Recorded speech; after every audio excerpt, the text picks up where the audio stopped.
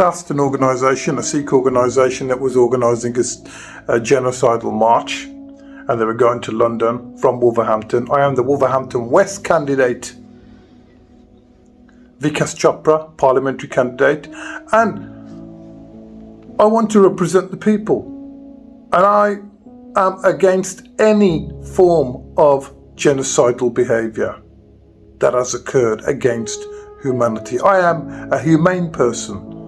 And I was told that we have a special person that we are backing in this election, and is a Labour candidate, which is very shocking for the area, due to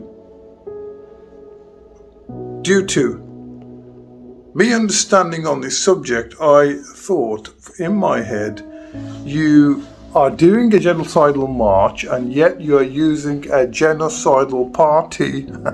This is total hypocrisy. Now what I'm going to say is, if you are a true Sikh, or if you are a true Hindu, or if you are a true Muslim, your values, or if you are a true Christian, your values should be teaching you the very essence of humanity.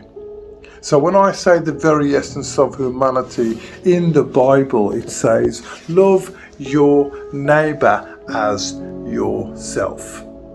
The first and greatest commandment is to love God. The second greatest commandment, as Jesus Christ said, is to love your neighbour. Now, I don't believe that a leadership can operate to its full capability and capacity if it is not humane. If you haven't got humanity within you, if you haven't got humanity within your party, there is no way you can. There is no way that you can lead a people successfully because of your greed. You have no humanity. How can you lead?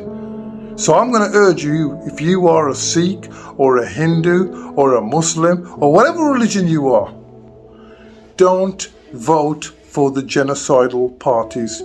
Vote for George Galloway's party, which is the Workers' Party of Britain, which is there for the people. I myself am standing in Wolverhampton West. Vikas Chopra, vote for me. Thank you very much.